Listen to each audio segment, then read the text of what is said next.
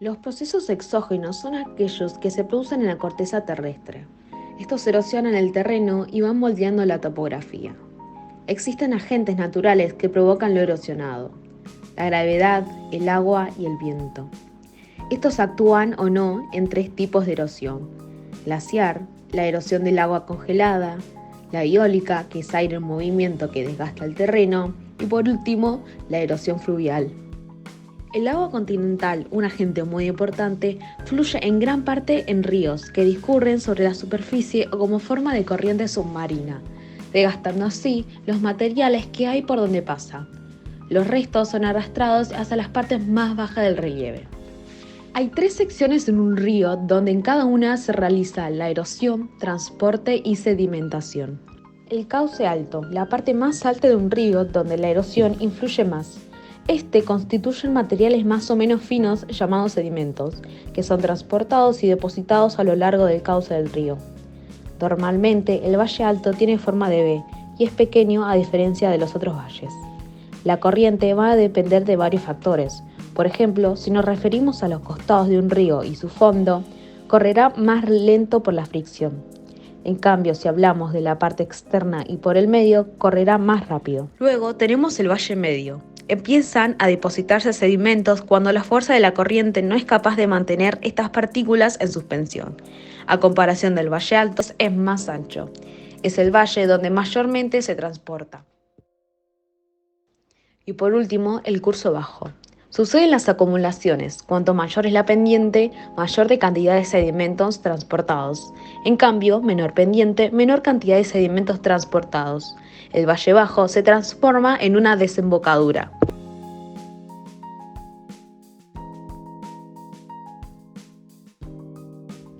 Existen varios tipos de transportes. Carga de material suelto, normalmente llamado por saltación. Luego existe el transporte llamado suspensión, que son sedimentos flotando. O el transporte de las pequeñas partículas por el fondo, se llama rodadura. Y por último, el transporte llamado arrastre.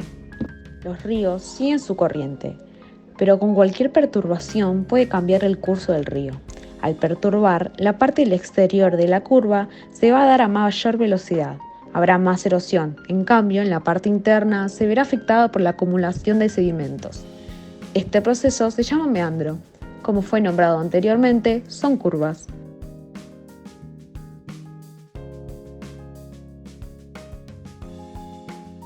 Si hay material duro a los costados de los ríos, por ejemplo, vegetación, esa zona no sufrirá de tanta erosión, en comparación a las zonas con material blando. No es recomendable vivir cerca de un río y con poca vegetación, porque el terreno podría erosionarse. Existen lagos que anteriormente fueron meandros, pero por un proceso natural fue cortado de la corriente principal. Un gran ejemplo es el lago Murillo, ubicado en Bolivia. Los valles fluviales crean estuarios gigantes y nos dan costas con boca. Por ejemplo, en Argentina está el estuario de La Plata, donde se encuentran sedimentos y dentro de unos años puede llegar a crecer. Durante los periodos de lluvia, las gotas que impactan sobre sus superficies con poca o nula vegetación pueden tener la suficiente energía para desprender partículas y movilizarlas en un proceso de erosión pluvial. El agua que por eventos de lluvia desarrollada no se infiltró el interior de los suelos y rocas o bien se ha evaporado, discurren hasta encauzarse en los cursos fluviales.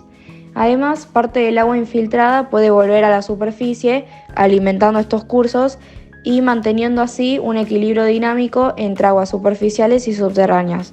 También, según la pendiente, se agrupan en caudales, forman redes de drenaje y lo vierten en el mar o lago.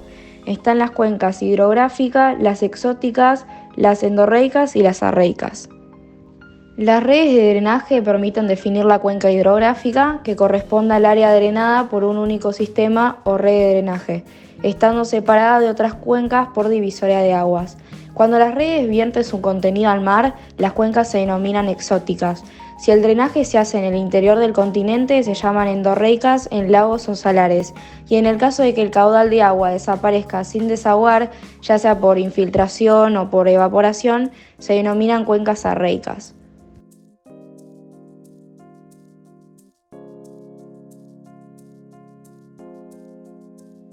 Existen dos maneras de identificar cómo un delta se ha formado. El primer caso fue donde el agua ganó más espacio que la Tierra continental. Esto surgió alrededor de la última era del hielo. El nivel del mar bajó y los ríos crearon valles profundos para alcanzar los mares que bajaban. Luego de varios años empezó a elevarse la temperatura. El hielo se derritió y el nivel del mar volvió a subir y crearon los estuarios. Luego tenemos el caso donde la Tierra logró sobrellevar los niveles del mar. Hace unos 7000 años, las costas de los mares empezaron a ganar terreno.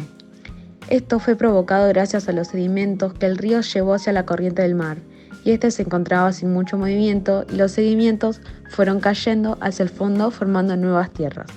Los elementos que influyen en los ríos son el relieve y el clima. El relieve influye en la longitud y en la velocidad de las aguas, y el clima influye en el caudal y en el régimen de los ríos. Los ríos fueron y son agentes muy importantes para la vida humana. Desde los inicios de esta, la vida se desarrolló en los límites de los ríos, era una manera de comunicarse, un refugio y también una gran base para los alimentos. Los ríos también siempre se moverán en conjunto y son recursos permanentes, en cambio el transporte por el hecho de la lluvia y el descongelamiento del hielo son intermitentes.